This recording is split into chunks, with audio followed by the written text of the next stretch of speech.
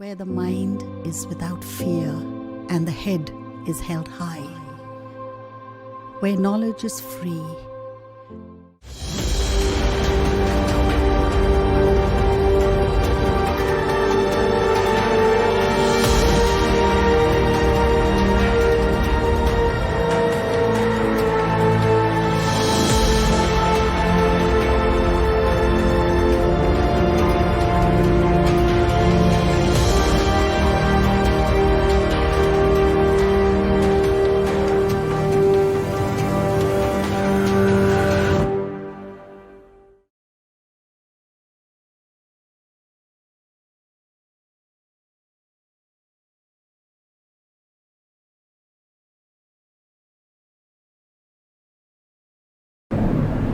স্নেহের ছাত্রছাত্রীরা, তোমাদের সবাইকে স্বাগত জানাচ্ছি।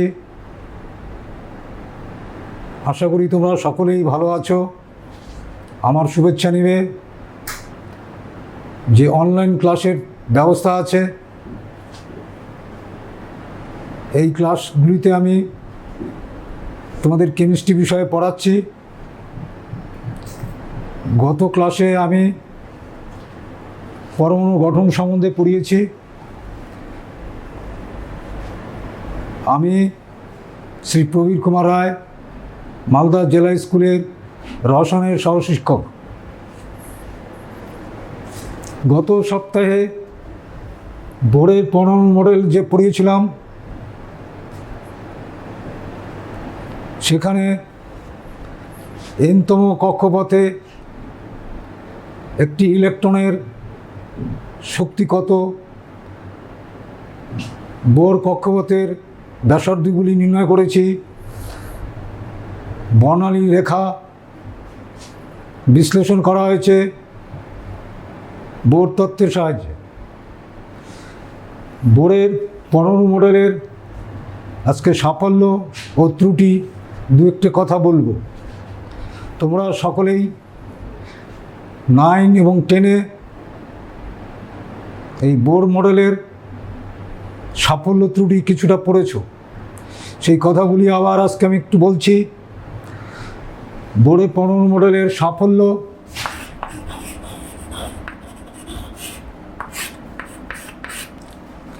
পরমাণুর স্থায়িত্ব বোরের পরমাণু মডেলের সাহায্যে ব্যাখ্যা করা যাচ্ছে। রিডবার্গ ধ্রুবক স্থায়িত্ব, রিডবার্গ ধ্রুবক আর, এটা আমরা আগের ক্লাসে গণনা করেছি। এই বোর পরমাণু মডেলের সাহায্যে আর এর মান গণনা করা গেছে। আয়নীভবন শক্তি, এটা গত ক্লাসে আমরা গণনা করে দেখিয়েছি। 4 নম্বর,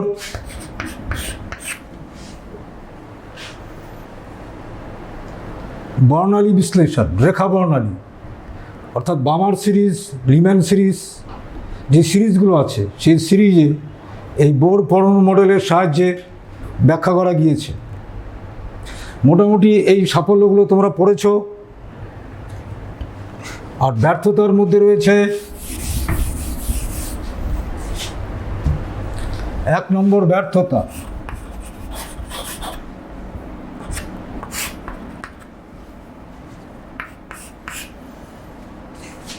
বোরের পরমাণু মডেল ছিল দ্বিমাত্রিক। অ্যাকচুয়ালি পরমাণুর গঠন ত্রিমাত্রিক। 2 নম্বর,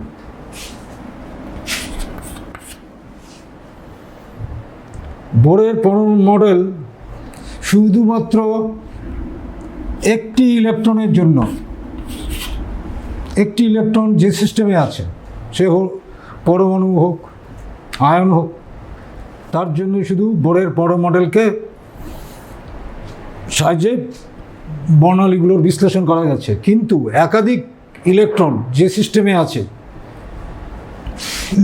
যেমন লিথিয়াম, এর মধ্যে 3টে ইলেকট্রন আছে, এগুলোকে ব্যাখ্যা করা যায় না। তারপরে রয়েছে এই বর্ণালীর, যখন কোনো পরমাণু তড়িৎ এবং চুম্বকের মধ্যে স্থাপন করলে সেই পরমাণু থেকে উৎপন্ন বর্ণালীগুলো যে একাধিক রেখায় বিভাজন হয়, অর্থাৎ ফাইন স্ট্রাকচার বলা হয়, সূক্ষ্মতর বিভাজন, ফাইন স্ট্রাকচার। এই সূক্ষ্মতর বিভাজন এই বোরের পরমাণু মডেলের সাহায্যে ব্যাখ্যা করা যায় না। বোরের পরমাণুর স্বীকার্যে MVR = NH/2π এই শর্তটা প্রয়োগ করা হয়েছিল। এই শর্তটির কোনো তাত্ত্বিক ভিত্তি নেই, এই শর্তটির কোনো তাত্ত্বিক ভিত্তি নেই। তাহলে এই দেখলে মোটামুটি বোরের পরমাণু মডেলের ব্যর্থতা, সাফল্য,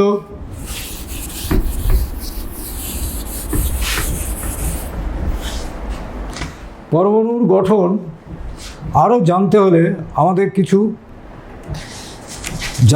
তত্ত্ব জানতে হবে।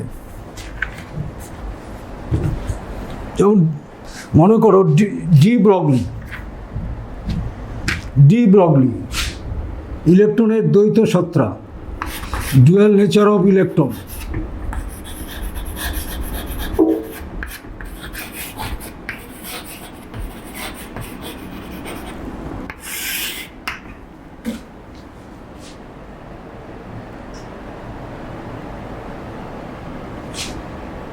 ডুয়াল নেচার অফ ইলেকট্রন, অর্থাৎ এই তত্ত্বটা দিয়েছিল de Broglie, Luis the Broglie, de Broglie.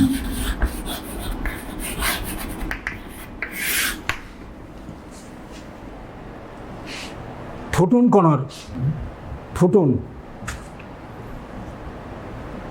এর যেমন কণা ধর্ম আছে, তেমনি তার তরঙ্গ ধর্ম আছে। ডি ব্রগলি বললেন যে ইলেকট্রনের মতো ক্ষুদ্রতম কণারও কণা ধর্ম এবং তরঙ্গ ধর্ম উভয় বর্তমান।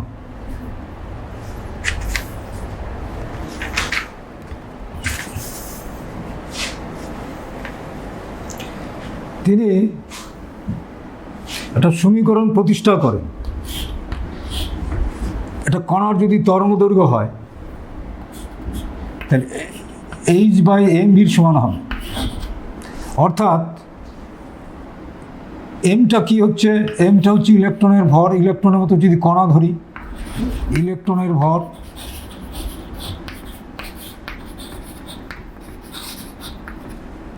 ভি হচ্ছে বেগ, ইলেকট্রনের বেগ,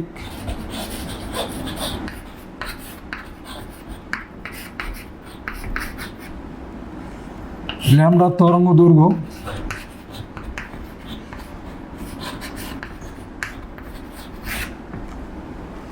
এইচ প্ল্যাঙ্কের ধ্রুবক,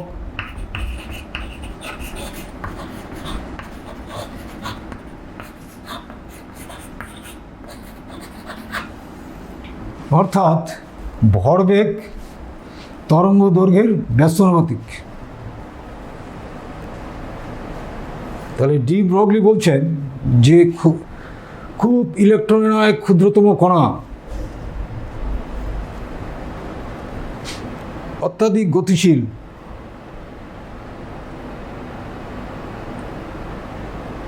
সেই সব কণার তরঙ্গ থাকবে, আর তরঙ্গ থাকলে তার তরঙ্গ দৈর্ঘ্যও থাকবে।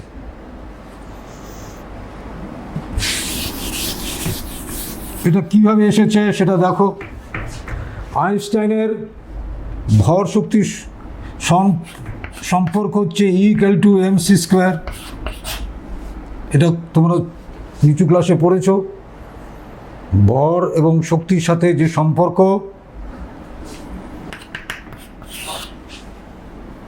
আমি আগের ক্লাসে শিখিয়েছি তোমাদের প্ল্যাঙ্কের কোয়ান্টাম তত্ত্ব থেকে, E=hν। তাহলে এই দুটো সমান করি, hν = mc²,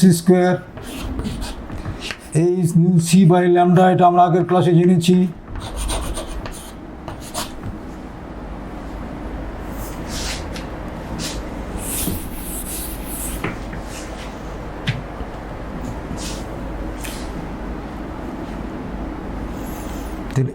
H by lambda equal to mc,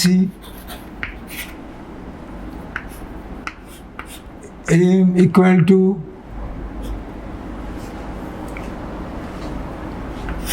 h by mc,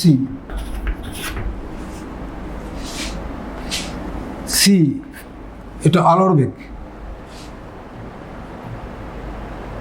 ইলেকট্রনের বেগ প্রায় আলোর বেগের কাছাকাছি, সেক্ষেত্রে আমরা সির পরিবর্তে ভি লিখতে পারি। ভি হচ্ছে ইলেকট্রনের বেগ,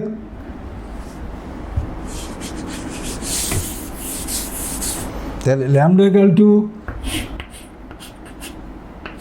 এইচ বাই এম ভি,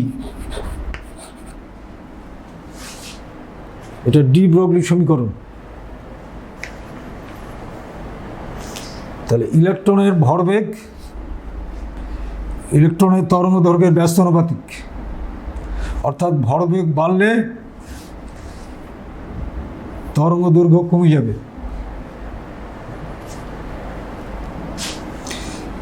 এই সমীকরণটি অর্থাৎ ডি ব্রগলির যে সমীকরণটি ডেভিসন এবং জার্মার কিছুটা মডিফাই করেন। ডেভিসন অ্যান্ড জার্মার, ডেভিসন এবং জার্মার কিছুটা মডিফাই করেন। ভি প্রভেদ মধ্যে বিভব প্রভেদ পার্থক্য ভি,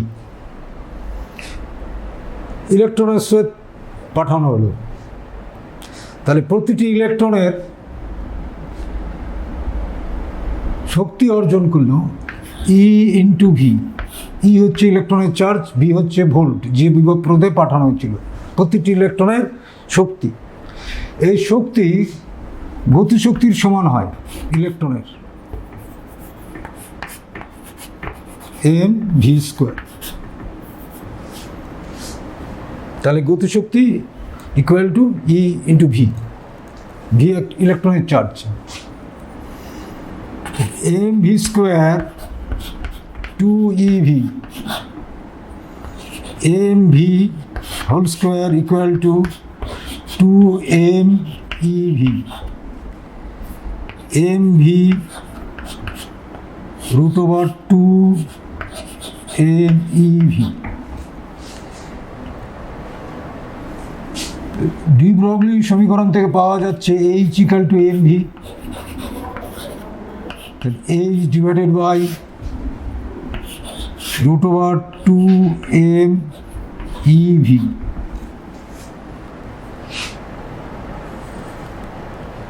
ডেভিসন অ্যান্ড জার্মার এই দুজন বিজ্ঞানী ডি ব্রগলি সমীকরণটিকে একটু মডিফাই করে এই ফর্মে দিলেন। যদি ইলেকট্রন ছাড়া অন্য কোনো কণা থাকে, ধরি তার আধান কিউ, তাহলে এই সমীকরণ অনুযায়ী লেখা যেতে পারে H equal to root over two M Q V, এই সমীকরণ। আচ্ছা,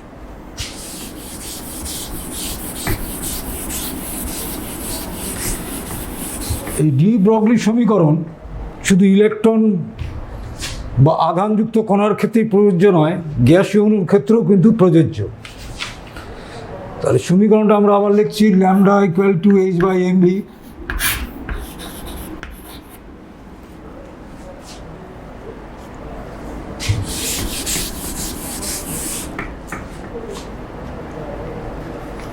ভি গতিবেগ।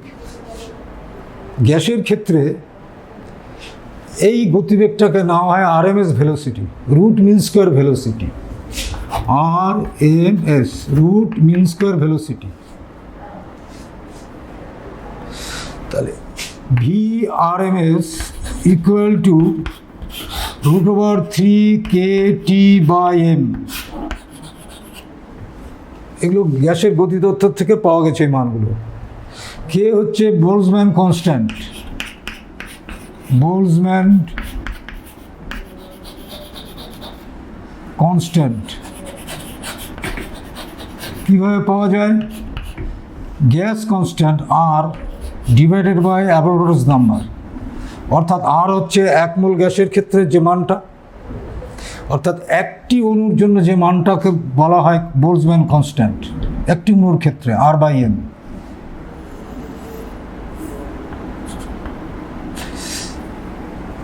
আচ্ছা, এম হচ্ছে ও গ্যাসীয় অণুর ভর, টি টেম্পারেচার ইন অ্যাবসলিউট টেম্পারেচার।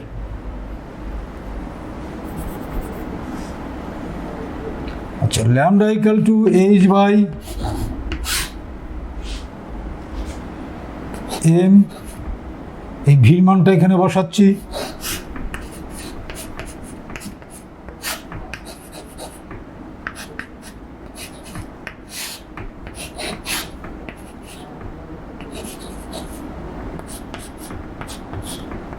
এইরকম সমীকরণ আসবে। এখানে বোলজম্যান ধ্রুবক, এইচ প্ল্যাঙ্কের ধ্রুবক, এম গ্যাসীয় অণুর ভর, টি উষ্ণতা।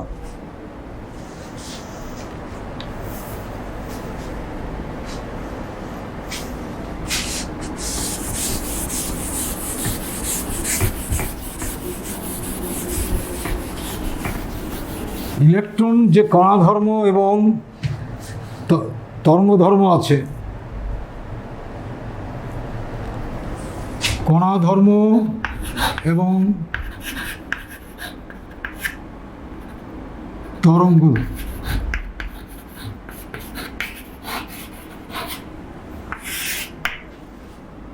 আমরা দুটো পরীক্ষা একটু কথা বলবো, যে কণার সাপেক্ষে এবং তরঙ্গ ধর্মের সাপেক্ষে, অর্থাৎ পরীক্ষামূলক প্রমাণ। জিঙ্ক সালফাইড ZnS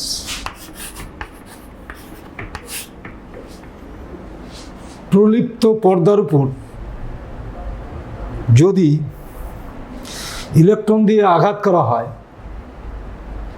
তাহলে যে জায়গায় আঘাত করবে সেই জায়গায় একটা চমক দেখা যাবে, অর্থাৎ স্টিনটিলেশন বলে এটা,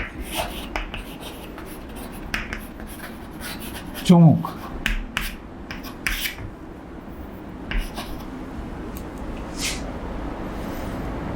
অর্থাৎ যে জায়গায় ইলেকট্রন আঘাত করবে সেই জায়গাটা চমক দেখা যাবে, অর্থাৎ একটি বিন্দুতে যে জায়গায় আমি আঘাত করেছি জিঙ্ক সালফাইড স্ক্রিনের, জিঙ্ক সালফাইড প্রলিপ্ত পর্দার উপরে, সেই জায়গায় একটি মাত্র চমক দেখা যাবে। যদি তরঙ্গ ধর্ম থাকতো এর, তাহলে কিছুটা অঞ্চল ছড়িয়ে পড়তো,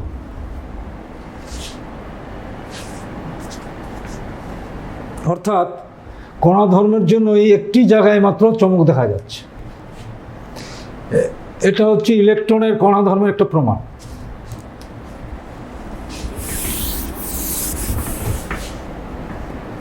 তরঙ্গ ধর্ম,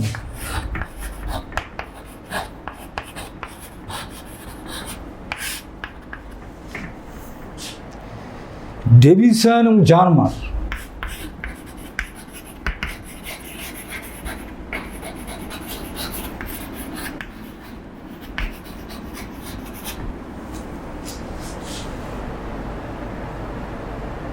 তিনি ইলেকট্রনের তরঙ্গ ধর্ম সাপেক্ষে এটা প্রমাণ করেছেন যে তড়িৎ ক্ষেত্রের দ্বারা প্রভাবিত ইলেকট্রন, অ্যাক্সিলারেটেড ইলেকট্রন, যদি নিকেলের উপর, নিকেল ক্যালাসের উপর আপতিত করা হয়, নিকেলের ক্যালাস, অর্থাৎ নিকেল ক্যালাসটি গ্রেটিং হিসাবে ব্যবহার হয়, গ্রেটিং, ডিফ্র্যাকশন গ্রেটিং হিসাবে ব্যবহার হয়, ডিফ্র্যাকশন গ্রেটিং হিসেবে ব্যবহার হয়। এই ক্যালাস থেকে নির্গত ইলেকট্রনটি একটি পর্দার উপরে যদি ফেলা যায়, তাহলে এইরকম সমকেন্দ্রিক বলয় তৈরি হয়, সমকেন্দ্রিক বলয় তৈরি হয়। এই বলয়টি কিছুটা উজ্জ্বল, কিছু অংশ এগুলো উজ্জ্বল থাকে, আবার কিছু অংশ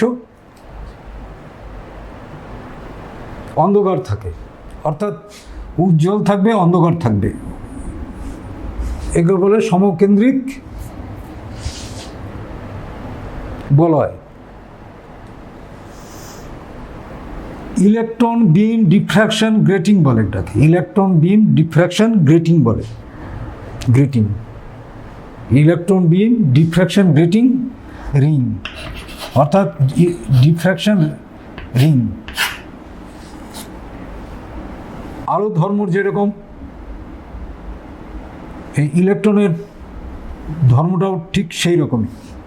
এখান থেকে প্রমাণ হয় যে ইলেকট্রনের তরঙ্গ ধর্ম আছে, অর্থাৎ এটা একটি আলোকীয় ঘটনা।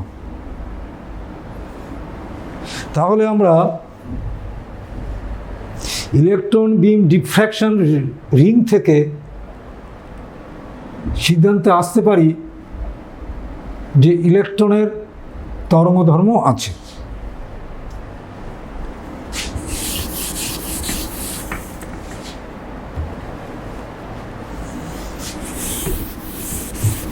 এই তরঙ্গ ধর্মের উপর ভিত্তি করে ইলেকট্রন মাইক্রোস্কোপ আবিষ্কার করা হয়েছে, electron microscope.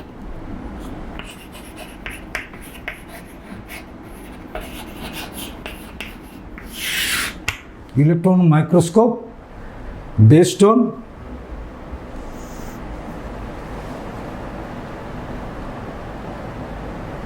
Wave property of electron, অর্থাৎ ইলেকট্রনের তরঙ্গ ধর্মের উপর ভিত্তি করে ইলেকট্রন মাইক্রোস্কোপ তৈরি করা হয়েছে। এই ইলেকট্রনের তরঙ্গ ধর্ম ব্যবহার করে বিভিন্ন কেলাসের তল নির্ণয় করা যায়।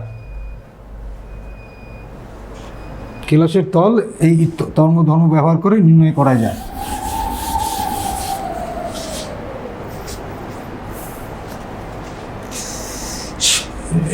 সীমাবদ্ধতা,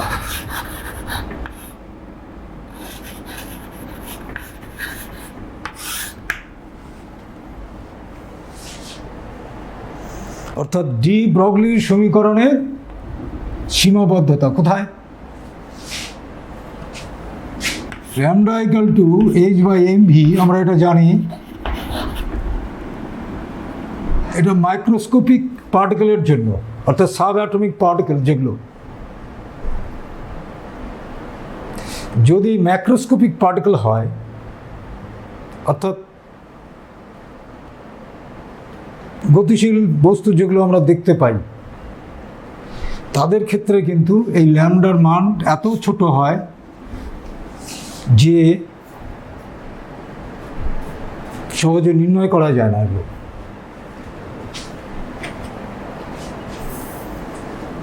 মানে আমাদের কাছে যা পদ্ধতি জানা আছে তার সাহায্যে এই তরঙ্গ দৈর্ঘ্য নির্ণয় করা যায় না।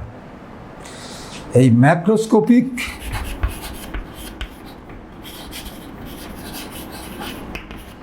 পার্টিকেলের জন্য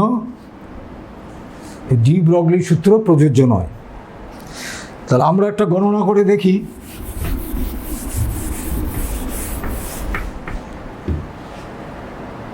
একবার ইলেকট্রন নেব, আর একটা মনে করো একটা খেলার ছোট বল নেব, দুটো তরঙ্গ দৈর্ঘ্য দেখব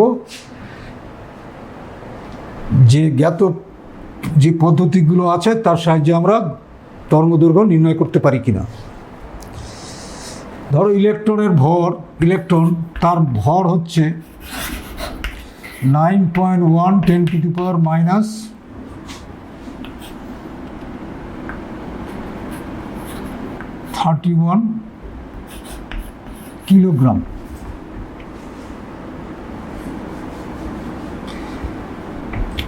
ভেলোসিটি বেগ 1 × 10⁻⁷ মিটার পার সেকেন্ড।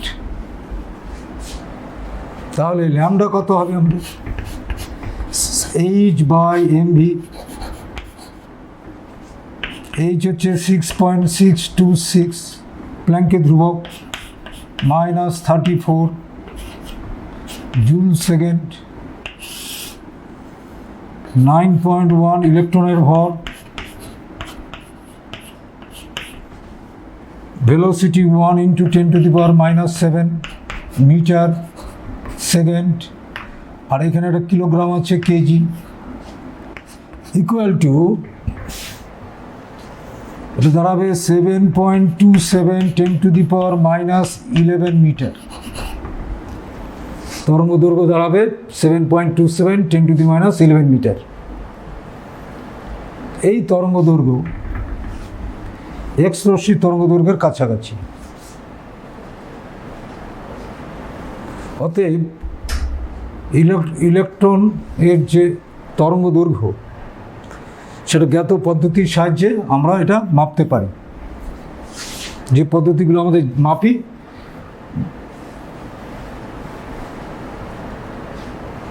সেটা ইলেকট্রনের ক্ষেত্রে প্রয়োগ করলে ওটা মাপা যাবে যে তরঙ্গ দৈর্ঘ্য এত আছে। আচ্ছা, এবার একটা ছোট বল নেওয়া হলো যার ভর হচ্ছে,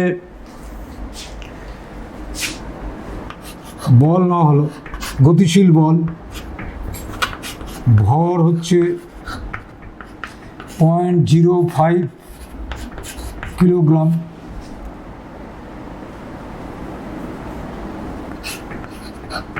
এর গতিবেগ হচ্ছে 100 মিটার পার সেকেন্ড। তাহলে ল্যামডা ইকুয়াল টু h/mv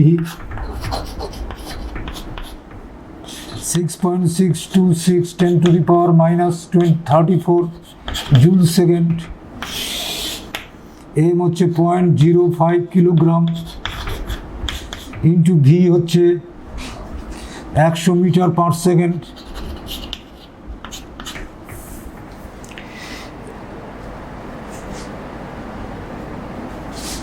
তাহলে 1.25 ইন্টু 10 to the power -34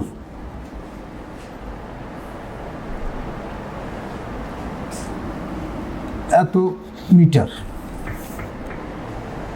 তাহলে তোমরা দেখতে পাচ্ছ যে 0.05 কিলোগ্রাম ওজন একটু বল, তার তরঙ্গ দৈর্ঘ্য 10 to the -34 অর্ডার। তাহলে এত ছোট মান যে আমাদের মাপার জন্য কোনো পদ্ধতি জানা নেই, সেজন্য ম্যাক্রোস্কোপিক বস্তু ক্ষেত্রে ডি ব্রগলির সমীকরণটি প্রযোজ্য নয়।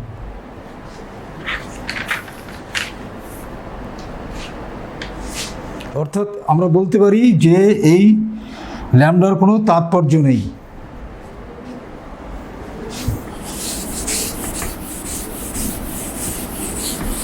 তাহলে ডি ব্রগলির সমীকরণ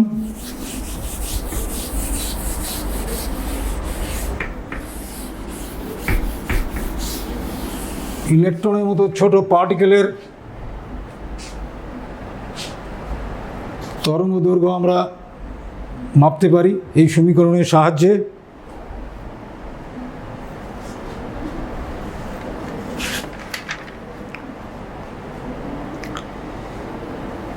ডি ব্রগলি সমীকরণের সাহায্যে যেটা আমরা তরঙ্গ দৈর্ঘ্য পাই, সেই তরঙ্গ দৈর্ঘ্য যেগুলোতে পরিমাপযোগ্য হবে,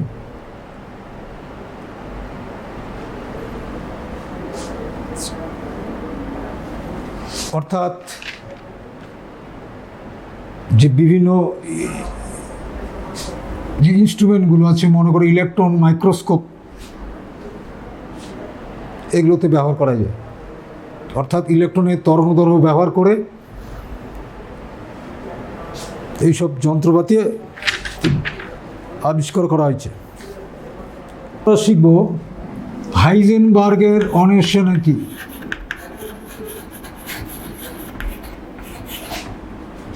আনসার্টেনটি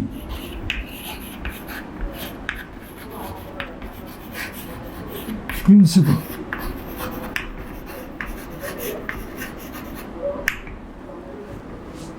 হাইজেনবার্গের অনিশ্চয়তা নীতি।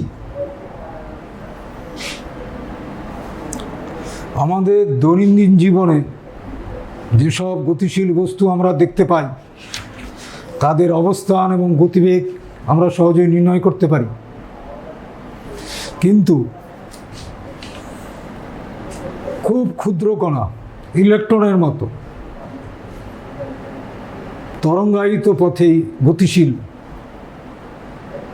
এইসব জাতীয় কণার অবস্থান এবং গতিবেগ একসঙ্গে নির্ণয় করা যায় না। সবসময় কিছুটা ত্রুটি থাকবে। ধরো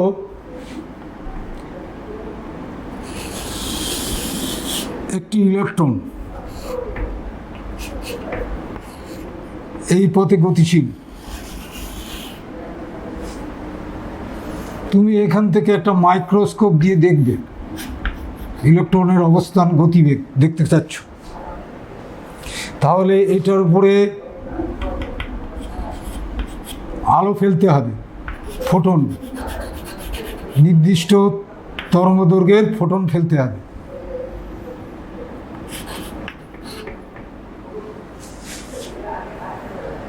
তবেই তো তুমি এখান থেকে দেখতে পাবে। কিন্তু এই আলোকরশ্মি ইলেকট্রনের উপর পড়ার পর ওর গতিপথ চেঞ্জ করবে, এই পথে যাবে। আগের গতিপথ আলোকরশ্মি পড়ার পর প্রতিপথ গতি, এটা হচ্ছে নতুন গতিপথ।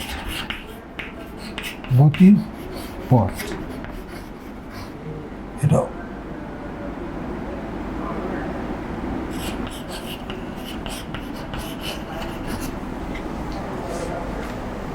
অর্থাৎ বিকিরণের আগের গতিপথ, এটা বিকিরণের পর নতুন গতিপথ।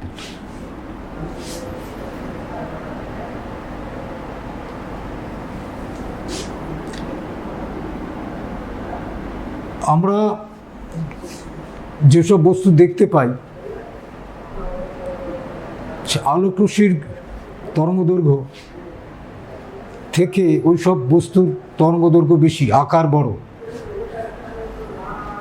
বড়র জন্য ওদের আমরা দেখতে পাই। কিন্তু ইলেকট্রনের তরঙ্গদৈর্ঘ্য আর ফোটনের তরঙ্গদৈর্ঘ্য প্রায় কাছাকাছি। এর ফলে কি হয়, যদি আমরা তরঙ্গদৈর্ঘ্য বেশি করি তাহলে অবস্থানের অনিশ্চয়তা বাড়বে। অবস্থানের অনিশ্চয়তা, ওটাকে ডেলেক্স ধরা। আর যদি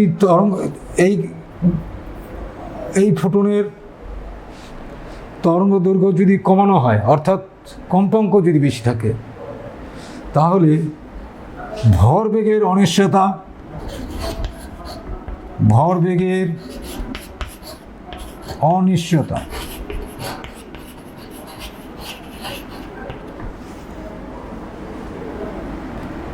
ডেল পি সমান mv, ভরবেগ অনিশ্চয়তা বাড়বে। তাহলে ডেল এক্স অবস্থানের অনিশ্চয়তা বাড়লে ভরবেগের অনিশ্চয়তা কমবে, আবার ভরবেগের অনিশ্চয়তা কমলে, ভরবেগের অনিশ্চয়তা বাড়লে অবস্থানের অনিশ্চয়তা বাড়বে। অর্থাৎ একটা অপরটার বিপরীত হচ্ছে। অর্থাৎ এর অবস্থানের অনিশ্চয়তা বাড়লে এর কমবে, এর বাড়লে এর কমবে। যদি একটি নির্দিষ্ট কম্পাঙ্কের তরঙ্গদৈর্ঘ্য যদি আমি এর উপর আপাতিত করি, তাহলে ডেল এক্সের অনিশ্চয়তাও থাকবে, ভরবেগের অনিশ্চয়তাও থাকবে। অর্থাৎ একটা নির্দিষ্ট মুহূর্তে ইলেকট্রনের মতো সাব অ্যাটমিক পার্টিকেলের একই সঙ্গে অবস্থান এবং ভরবেগ নির্ভুলভাবে গণনা করা সম্ভব নয়। এই কারণে হাইজেনবার্গ আনসার্টেনিটি প্রিন্সিপলে, অর্থাৎ হাইজেনবার্গ বলেছেন, the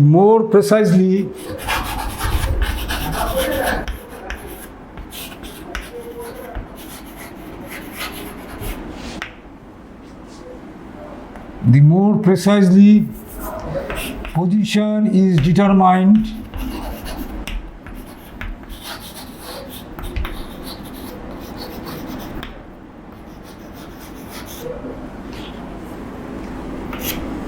the less the momentum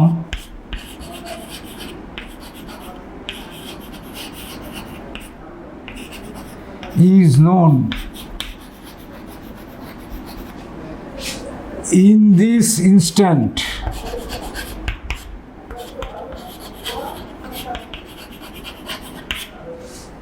the more precisely position is determined, the less the momentum is known in this instant. Vice versa.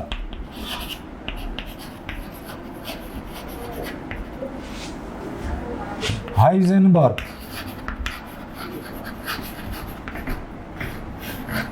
1927. Heisenberg তিনি এই কথা বলেছেন যে সাব অ্যাটমিক পার্টিকেলের ক্ষেত্রে অবস্থান, পজিশন অ্যান্ড ভরবেগ একই সঙ্গে নির্ভুলভাবে নির্ণয় করা যায় না। অর্থাৎ যদি আমরা পজিশন যদি নির্ণয় করতে যাই, তার অনিশ্চয়তা ডেলেক্স, পজিশন সবসময় এইটুকু পরিমাণ আনসার্টেনিটি থাকবে, ইনটু ডেল পি মোমেন্টামের অনিশ্চয়তা, এর গুণফল h/4π এর সমান হবে অথবা তার থেকে বেশি হবে।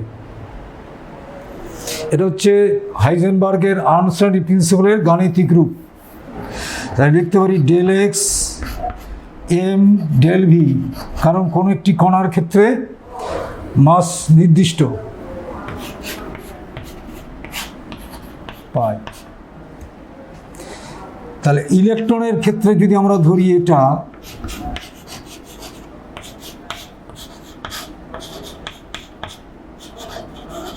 আমরা গণনা করে দেখি যে ইলেকট্রনের ক্ষেত্রে আনসার্টেন পজিশন, আনসার্টেন ভেলোসিটির গুণফলের মান কত দাঁড়ায়।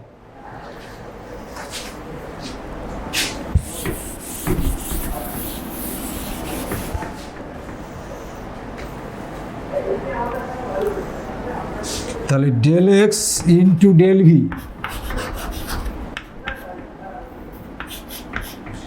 এই প্ল্যাঙ্কের ধ্রুবক,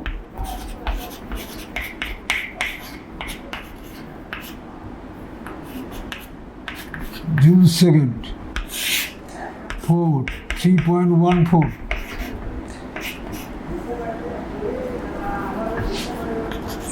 m mass of the electron 9.11 10 to the power minus 31 kilogram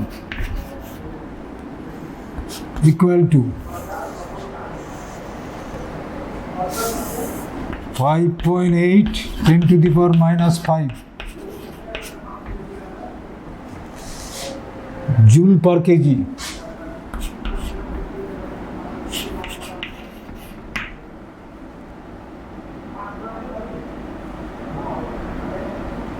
joule second per KG, এইটা দাঁড়াবে,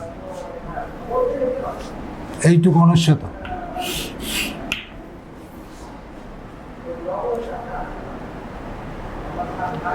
তাহলে ইলেকট্রনের ক্ষেত্রে uncertain in position and uncertain velocity এর গুণফল 5.8 × 10⁻⁵ joule second per KG.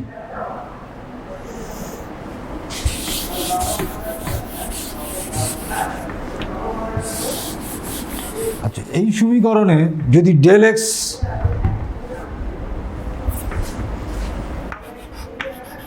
Uncertain in position যদি 0 হয়, অর্থাৎ খুব নির্ভুলভাবে অবস্থান যদি জানা যায়, তাহলে এম ডেল ভি অসীম হয়ে যাবে, অথবা এটা যদি 0 হয় এটা অসীম হয়ে যাবে।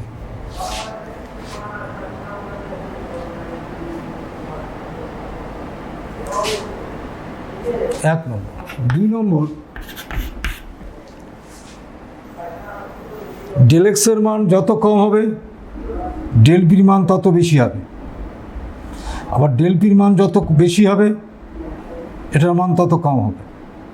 অর্থাৎ এটার মান কম হলে এর বেশি হবে, এর কম হলে এর বেশি হবে।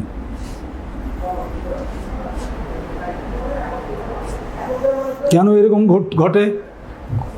কারণ ইলেকট্রনের তরঙ্গ ধর্ম থাকার জন্য এই অনিশ্চয়তাটা দেখা দেয়। ইলেকট্রনের তরঙ্গ ধর্ম থাকার জন্য এই রকম অনিশ্চয়তা দেখা দেয়। আচ্ছা, পদার্থের গতি সংক্রান্ত পরস্পর নির্ভরশীল, পদার্থের গতি সংক্রান্ত পরস্পর নির্ভরশীল স্থিতিমাপগুলির অর্থাৎ ক্যানোনিক্যাল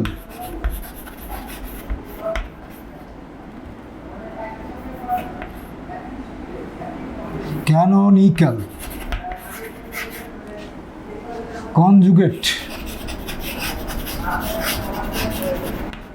of motion, এদের ক্ষেত্রেও হাইজেনবার্গের আনসার্টি প্রিন্সিপল ফলো করে। আচ্ছা, ভরবেগ ইকুয়াল টু, আমরা লিখতে পারি ভর ইন্টু বেগ ডিভাইডেড বাই সময় ইন্টু সময়, এটা আমরা লিখতে পারি। তাহলে ভর বেগ বাই সময় হচ্ছে ত্বরণ ইন্টু সময়, ভর ইন্টু ত্বরণ। তোমরা জানো P equal to M F, এগুলো 9-10 তোমরা শিখে এসছো। তো ভর ত্বরণ বল বলতে পারি ইন্টু সময়। তাহলে ভরবেগ গুণ দূরত্ব অর্থাৎ অবস্থান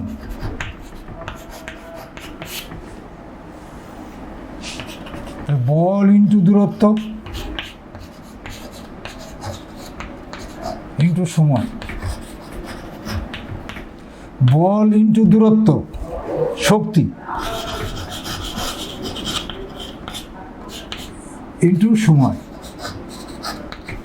তাহলে আনসার্টি প্রিন্সিপলের মধ্যে যদি আমরা এটাকে প্রয়োগ করি তাহলে কি দাঁড়াবে? আনসার্টি ইন এনার্জি যদি হয় ডেলি ইন্টু সময় ডেল টি h/4π সমান বা তার থেকে বেশি, daily into del T h/4π সমান বা বেশি। অর্থাৎ গতি সংক্রান্ত পরস্পর নির্ভরশীল স্থিতিমাপগুলির ক্ষেত্রেও হাইজেনবার্গের আনসার্টি প্রিন্সিপল প্রয়োগ করা যায়। আবর্ত গতির ক্ষেত্রেও কিন্তু একই রকম সূত্র প্রয়োগ করা যায়। এটা তোমাদের লাগবে না, তাও লিখে দিচ্ছি আমি, del phi into del theta h/4π। আবর্ত গতির ক্ষেত্রেও এই সূত্রটা প্রযোজ্য। আচ্ছা, এই হাইজেনবার্গের আনসার্টেনিটি প্রিন্সিপলের সাহায্যে আমরা একটা জিনিস দেখব যে নিউক্লিয়াসের বাইরে ইলেকট্রন থাকে, নিউক্লিয়াসের মধ্যে যদি ইলেকট্রন থাকতে পারে কিনা সে বিষয়ে আমরা আনসার্টেনিটি প্রিন্সিপল থেকে দেখব। অর্থাৎ পরমাণু নিউক্লিয়াসে ইলেকট্রন থাকতে পারে না, এটা আমাদের হাইজেনবার্গের আনসার্টেনিটি প্রিন্সিপল থেকে ব্যাখ্যা দিতে হবে। তা নিউক্লিয়াসের ব্যাসার্ধ ধরি মোটামুটি এই রেঞ্জের মধ্যে থাকে। ব্যাসার্ধ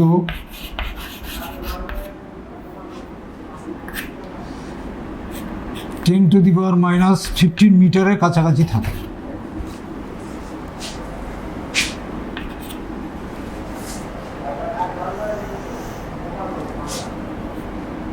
এটা হচ্ছে নিউক্লিয়াসের ব্যাসার্ধ। তাহলে del X into M del V h/4π। এখান থেকে আমরা আনসার্টেন ভেলোসিটিটা ক্যালকুলেট করব।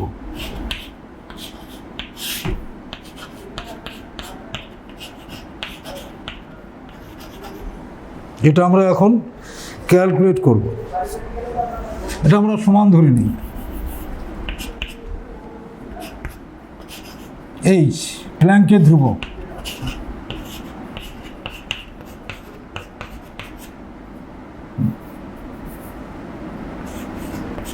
আর এটা জুল, এইচের মান জুলে নাও,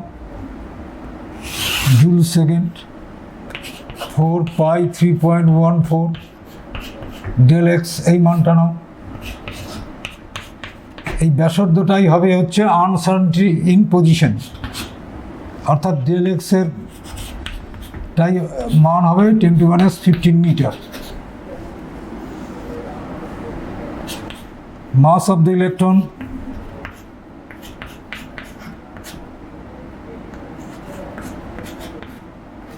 কিলোগ্রাম,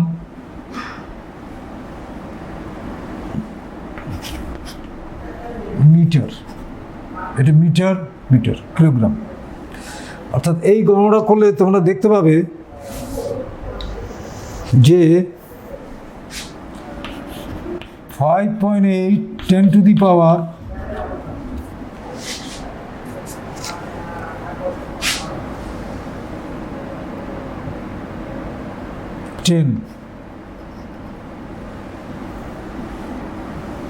মিটার, 5.8 মিটার। অর্থাৎ আলোর বেগ হচ্ছে 3.8 10⁸8 মিটার পার সেকেন্ড। তাহলে আলোর বেগের থেকে কত গুণ বড় এটা? এটা সম্ভব নয়। অর্থাৎ ইলেকট্রন নিউক্লিয়াসে থাকার সম্ভাবনা নেই, কারণ আলোর বেগের থেকে বহু গুণে বেশি ইলেকট্রনের বেগ নিউক্লিয়াসের মধ্যে, কারণ এই গতিবেগ সম্ভব নয়। অর্থাৎ নিউক্লিয়াসে ইলেকট্রনের অবস্থিতি সম্ভব নয়।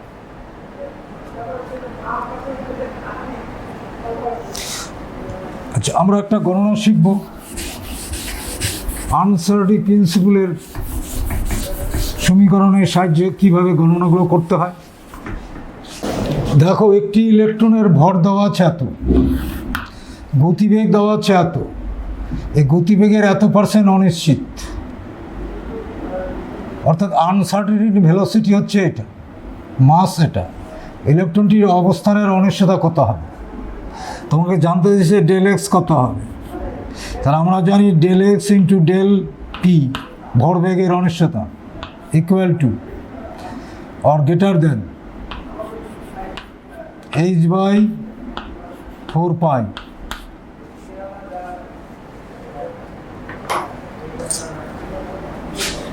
তাহলে del X h/4π, del P হচ্ছে এম ডেল ভি। আমরা এখানে ডেল ভি আলাদাভাবে ক্যালকুলেট করে নিই। এই বেগের এত পার্সেন্ট অনিশ্চিত, তাহলে plus minus 3.0 10⁴ into 0.011 divided by 100 metre per second. তাহলে তোমার 3+-3.3 metre per second del V. তাহলে এই মানটা আমরা এখানে বসাবো 6.626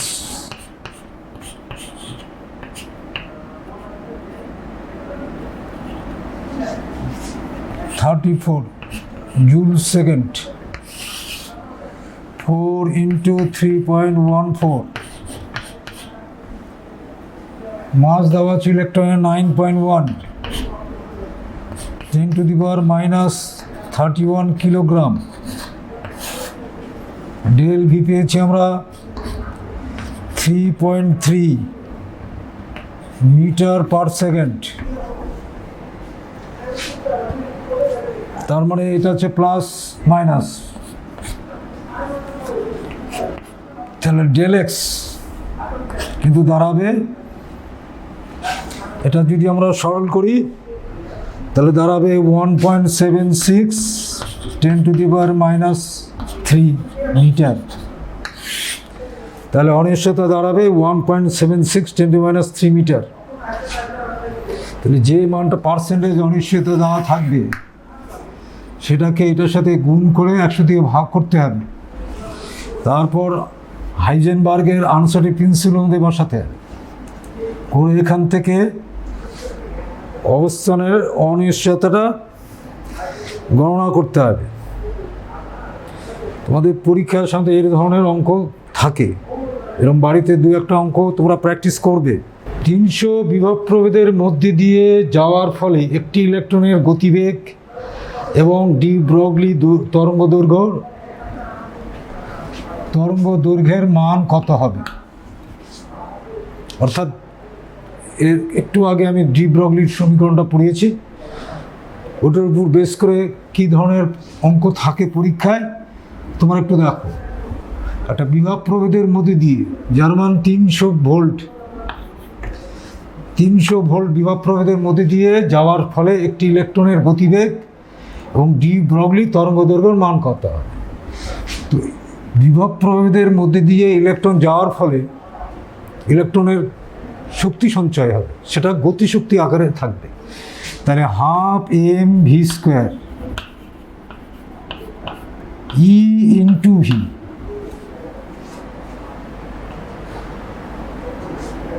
তাহলে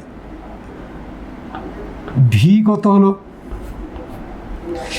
2eV/m।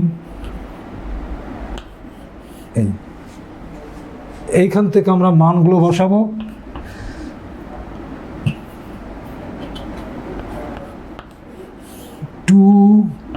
একটা ইলেকট্রনের charge 1.6 10⁻⁻19 coulomb, 300 volt divided mass of the electron 9.11 10⁻31 kilogram. এটা যদি গণনা করো তাহলে পাবে হচ্ছে 1.0819 10⁻7 মিটার পার সেকেন্ড, 2eV/m। এর মান বসাও, volt 300, mass of the electron বসাও, তাহলে ইলেকট্রনের গতিবেগ এত। এবার আমরা তরঙ্গ দৈর্ঘ্য নির্ণয় করব, λ = h/mv। h 6.626 10⁻⁻34 জুল সেকেন্ড, মাস 1.11 10⁻31 কিলোগ্রাম, ভি হচ্ছে 1.08 10⁻7 মিটার পার সেকেন্ড। এটা আমরা ডি ব্রগলি সমীকরণের মধ্যে বসালাম। তাহলে এই মানটা তোমাদের আসবে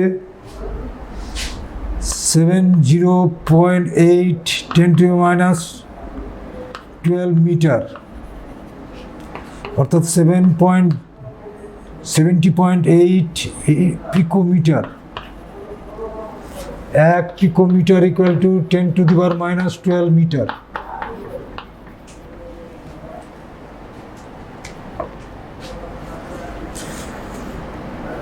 তাহলে এইভাবে অঙ্কগুলো তোমরা সলভ করবে বাড়িতে। বইয়ের মধ্যে যত এক্সারসাইজ আছে তোমরা এগুলো এইভাবে সলভ করবে। তাহলে আজকে আমি পড়ালাম হাইজেনবার্গের অনিশ্চয়তা নীতি, ডি ব্রগলি দ্বৈত সূত্র,